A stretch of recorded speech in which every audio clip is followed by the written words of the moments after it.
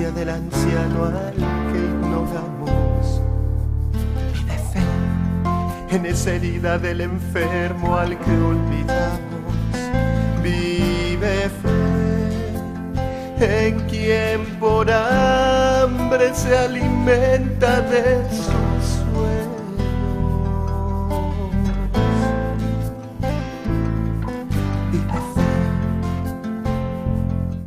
Bienvenidos sean todos ustedes a su programa Vive Fe. Hoy estamos transmitiendo desde el Auditorio Juan Pablo II en la parroquia Mater Dolorosa, porque tenemos el honor de contar con la presencia de un invitado muy especial que viene desde la Ciudad de México.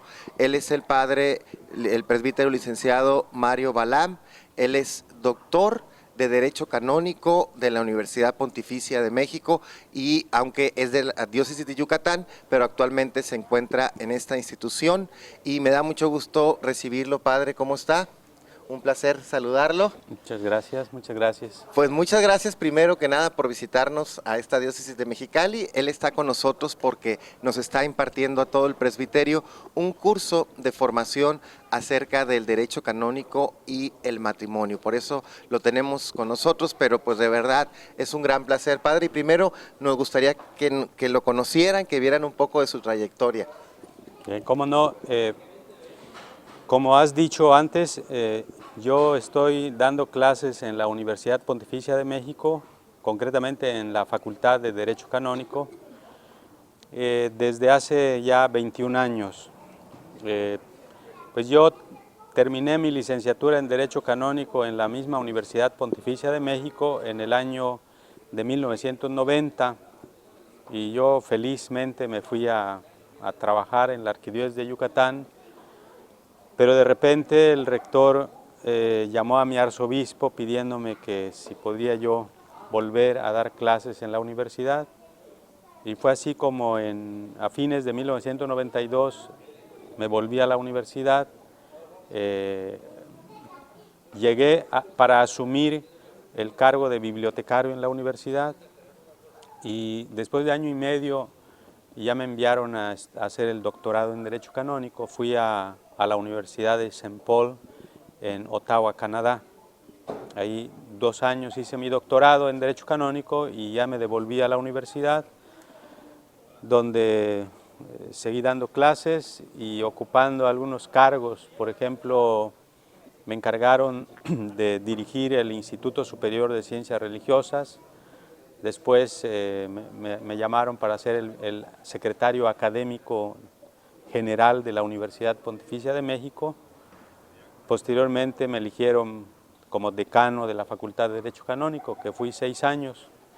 Y entonces desde hace ya van a ser 4 años que dejé el cargo de decano de Derecho Canónico, pero sigo siendo profesor estable de tiempo completo en la Facultad de Derecho Canónico. Y aparte, pues como mi arzobispo en Mérida me pidió que no rompiera la relación con la arquidiócesis, me nombró por 3 años vicario judicial, así que desde México atendía el Tribunal de Mérida.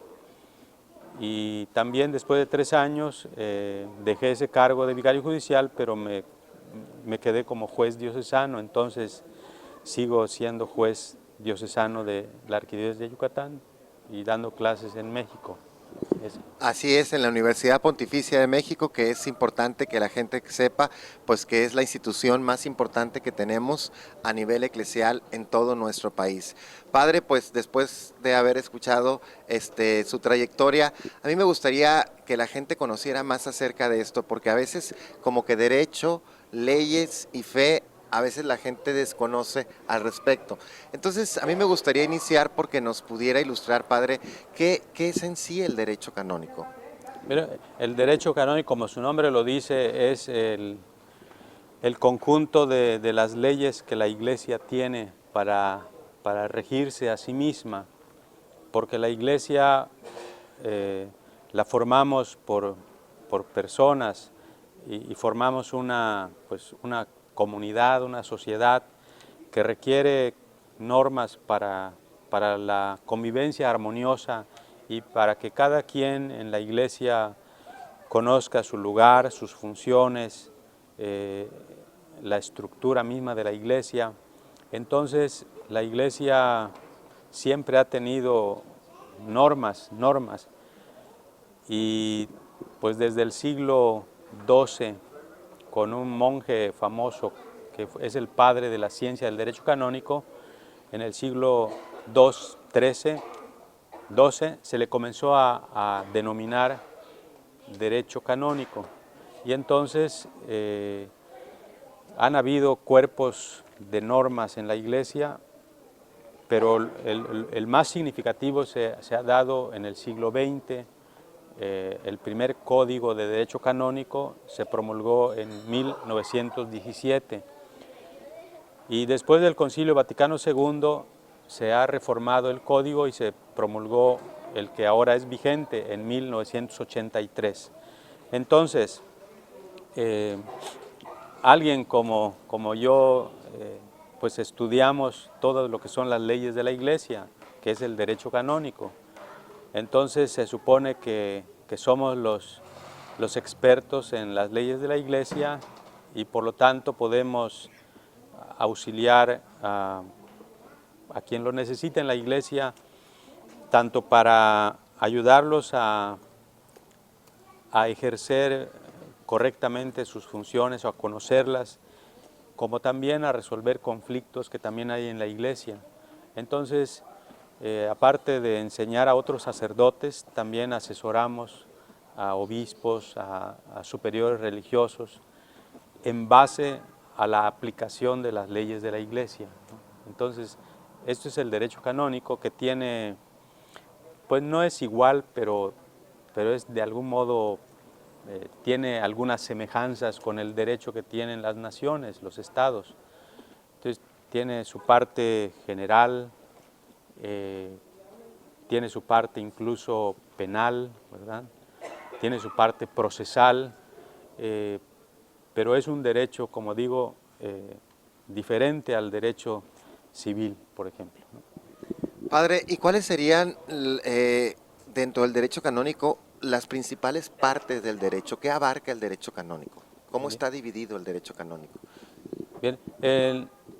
El derecho canónico en la Iglesia tiene un cuerpo principal, que es precisamente el Código de Derecho Canónico. Entonces, este texto legislativo está dividido en 7 libros. El primer libro es de normas generales, es decir, ahí están todos los conceptos, las figuras que se utilizan a lo largo y ancho de las leyes de la Iglesia. El segundo libro, que se llama Del Pueblo de Dios, se refiere a todo lo que es la estructura organizativa de la Iglesia a nivel universal y a nivel local, de las diócesis, de las parroquias, de los decanatos, de las conferencias episcopales, y también tiene una sección para todos los institutos de vida consagrada, es decir, los religiosos, las religiosas, las sociedades de vida apostólica. Un tercer libro se dedica específicamente a la función de enseñar de la Iglesia, ¿no? Ustedes sabemos que como bautizados participamos de la triple función de enseñar, santificar y regir. Entonces, el libro tercero se dedica a la función de enseñar, ¿no? ¿En qué medida todos los que formamos parte de la Iglesia participamos en esta función? El libro cuarto, que es uno de los libros más amplios del Código, se refiere a la función de santificar. Y entonces ahí se regula todo lo que es la administración y recepción de los sacramentos, de los 7 sacramentos. Y además regula todo lo que es el culto a Dios, culto divino, también los lugares sagrados, ¿no? como son las iglesias, los oratorios, las catedrales, las basílicas, etc. El libro quinto ya se distingue y se refiere a los bienes temporales de la Iglesia, especialmente los bienes materiales, que pueden ser bienes económicos, pero también bienes artísticos, bienes sagrados. De qué manera tanto los obispos como los párrocos deben administrar los bienes que tiene su parroquia o su diócesis, ¿no? Entonces, el libro sexto sí se refiere ya al derecho penal. Entonces es en ese libro en donde se regula todo lo que las acciones que son delitos en la iglesia, y también en una segunda parte las respectivas sanciones a esos delitos en la iglesia. Todo ese asunto de derecho penal es el libro sexto, y el libro séptimo, el último, regula todos los procesos en la iglesia, porque no basta con que se establezcan cuál es la disciplina en la iglesia, sino también se requiere un instrumento para hacer de algún modo cumplir las normas en la iglesia, y también para resolver conflictos. Y entonces a eso se dedica todo el libro séptimo del derecho procesal. Y una parte especial del derecho procesal es, por ejemplo, todos los procesos para la nulidad matrimonial. Entonces, los tribunales eclesiásticos se basan en la norma del libro séptimo para administrar la justicia en los tribunales eclesiásticos. El último canon del Código de Derecho Canónico, que es el 1752, establece toda la finalidad de todo el derecho de la iglesia, que es la salvación de las almas. Es la ley suprema de la iglesia, la salvación de las almas. Pues qué interesante, padre, porque nos dio todo un abanico de lo que es el derecho canónico en unos cuantos minutos, y es importante porque a veces como miembros de la iglesia, padre, tanto los laicos como los sacerdotes, debemos asumir que tenemos derechos, pero también tenemos obligaciones, y que también debemos acatar las normas propias de la iglesia. Pues vamos a seguir conociendo acerca del derecho canónico en unos momentos más. Vamos a un breve corte comercial y regresamos en tu programa Vive Fe. Vive fe, vive fe, róbame el alma, transforma mi vida, dame. Las cooperativas, ¿qué son? ¿Cómo funcionan? ¿Desarrollan la economía de una sociedad? ¿De un país?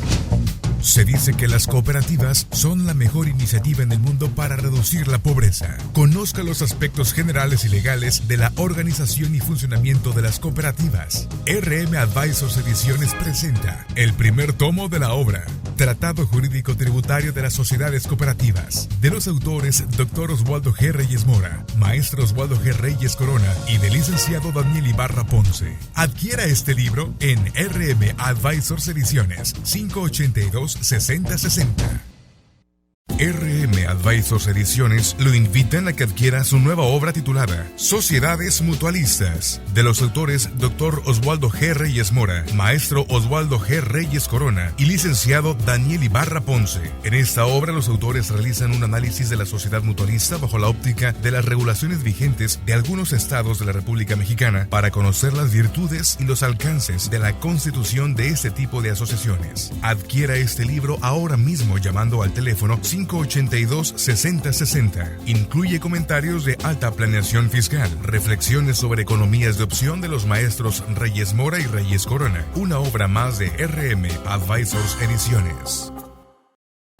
Vive fe, vive fe, róbame el alma, transforma mi vida, dame.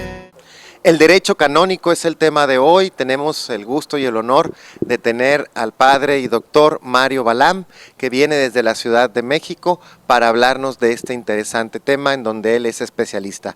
Padre, ya hablábamos en general del derecho canónico, pero ahora me gustaría ver si pudiera explicar a todos los que nos ven y nos escuchan qué es el tribunal eclesiástico, porque a veces que las personas no saben a dónde dirigirse cuando tienen alguna cuestión de normas de la iglesia. ¿Qué es el tribunal eclesiástico, padre? El tribunal eclesiástico es, como su nombre lo dice, un tribunal en donde se imparte justicia. Entonces, aunque el obispo diocesano en su persona reúne la potestad sagrada de la Iglesia, la potestad legislativa, la potestad ejecutiva y la potestad judicial, pero concretamente la potestad judicial, el mismo derecho canónico recomienda que no lo ejerza personalmente el obispo. Entonces lo que hace es encomendarle a otras personas el ejercicio de esa potestad judicial y entonces se lo encomienda a su vicario judicial y si tiene personal calificado en su diócesis puede constituir un tribunal eclesiástico que está formado por el vicario judicial, por los jueces diocesanos, y el mismo vicario judicial es juez también, el promotor de justicia y el defensor del vínculo, y ayuda también los notarios del tribunal. Entonces, el tribunal eclesiástico, al ejercer la potestad judicial en la Iglesia, está para, como decía yo, administrar justicia. Y cuando digo administrar justicia, podemos implicar muchas cosas.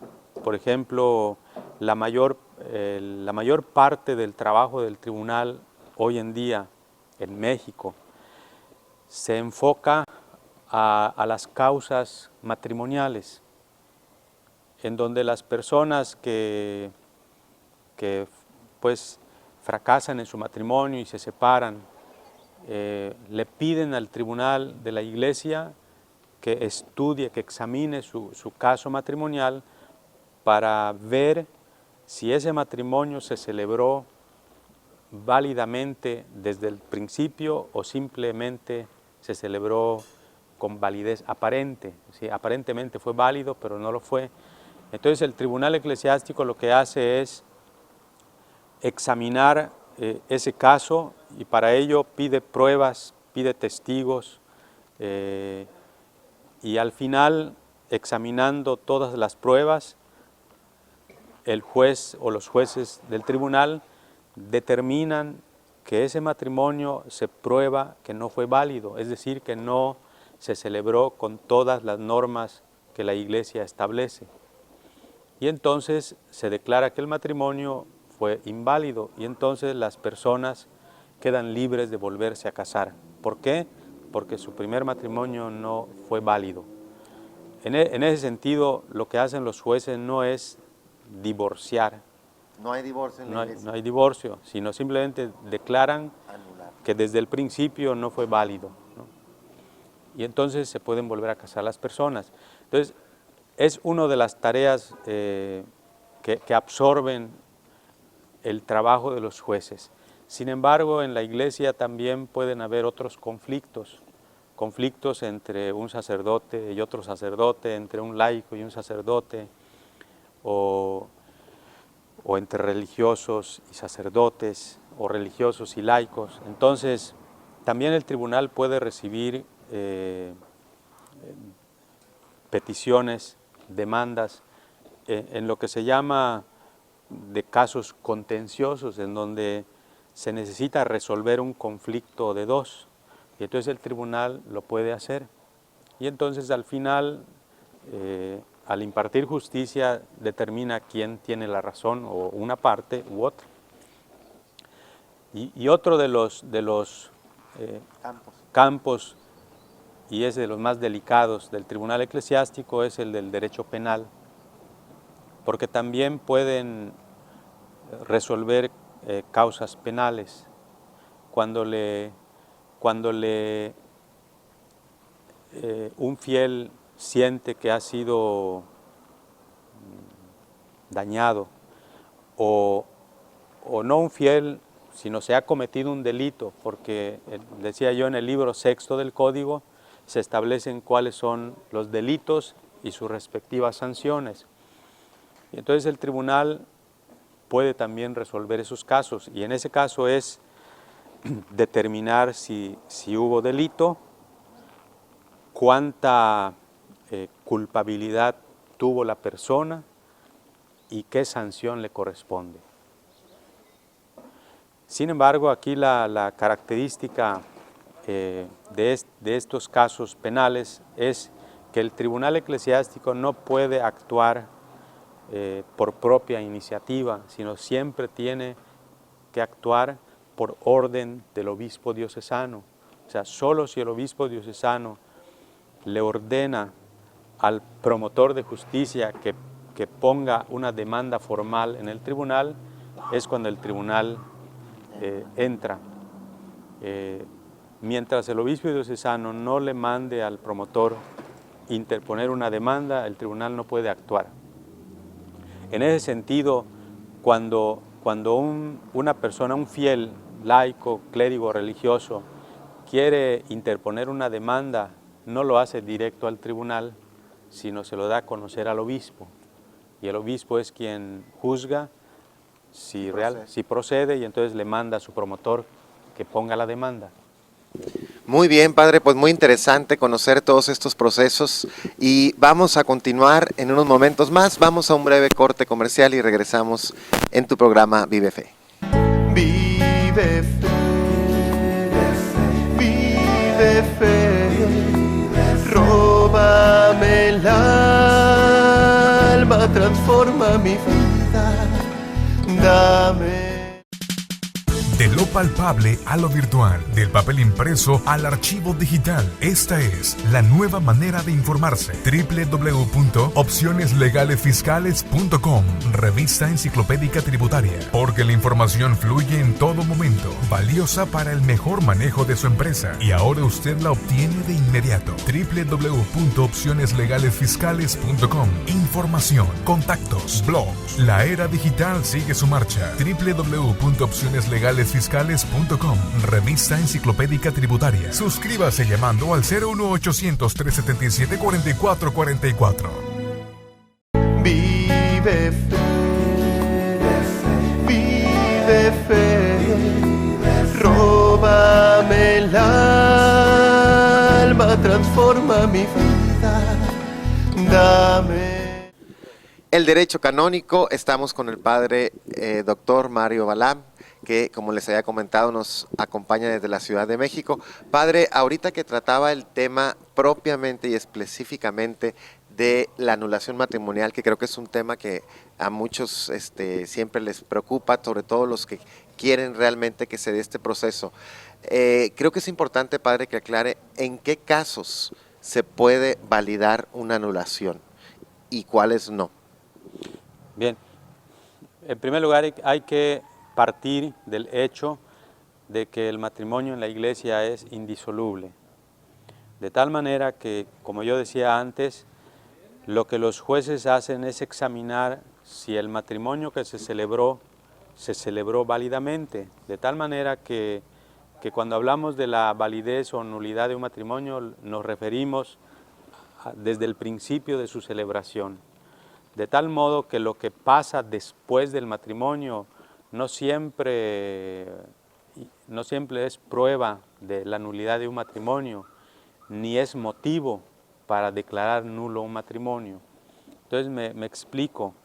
Básicamente hay tres grandes grupos de causas de nulidad del matrimonio. El primer grupo es el de los impedimentos matrimoniales, que en el derecho de la Iglesia son 12. No los voy a enumerar porque no nos va a dar tiempo, pero cuando hay un impedimento dirimente de derecho matrimonial y no se dispensa, porque también se pueden dispensar, entonces ese matrimonio se celebra inválidamente.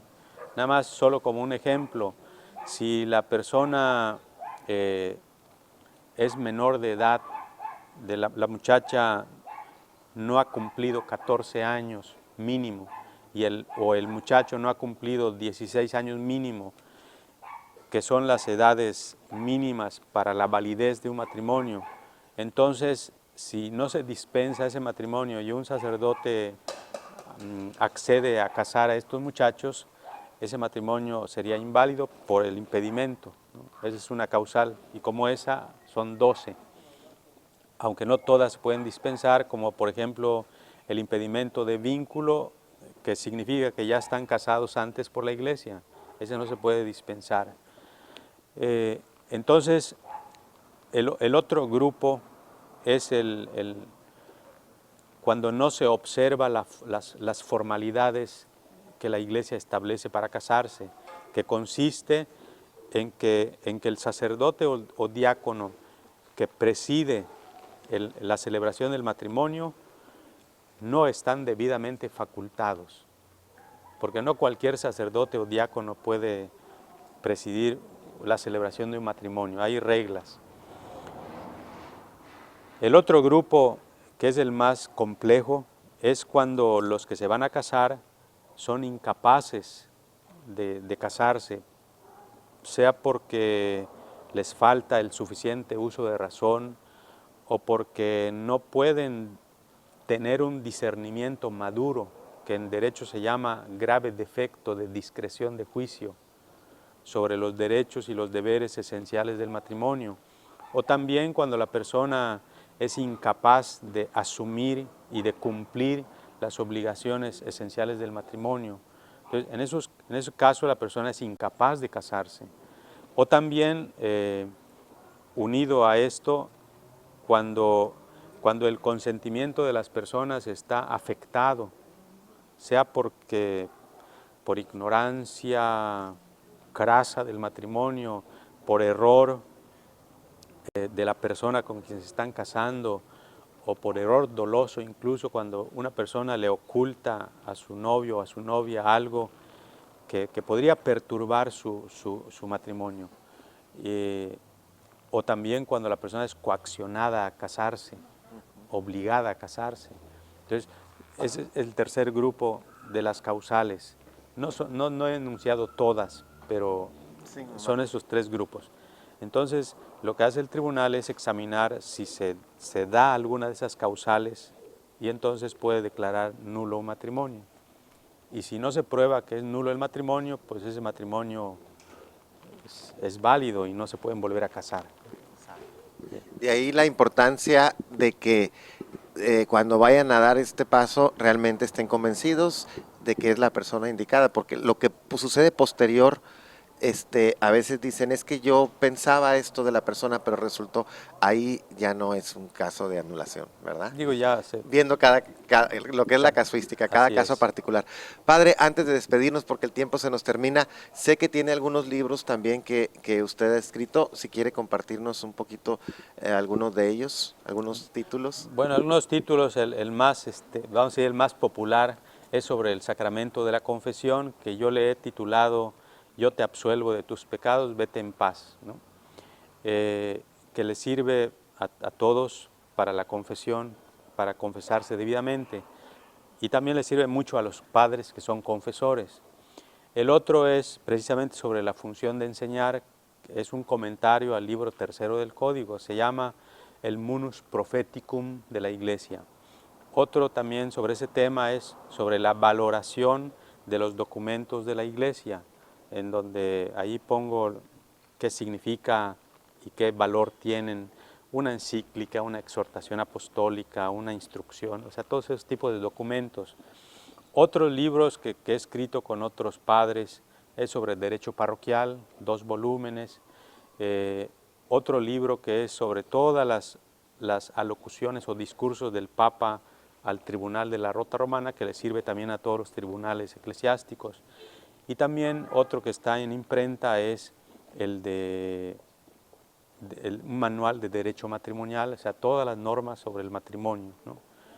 Que en 2 semanas sale, va a estar ya. Ay, pues nos está dando la primicia. Padre, pues de verdad, muchas gracias. Estos libros los pueden adquirir en internet, escuchando estos títulos, pueden buscarlos en internet y se les pueden enviar. Padre, de verdad, mil gracias. No, mucho gusto. Un placer y bienvenido a estas tierras cachanillas, esperemos tenerlo en otra ocasión. Y yo me despido de todos ustedes, no sin antes recordarte, vuela, tú naciste para ser libre. Vive fe. Vive fe, róbame el alma, transforma mi vida, dame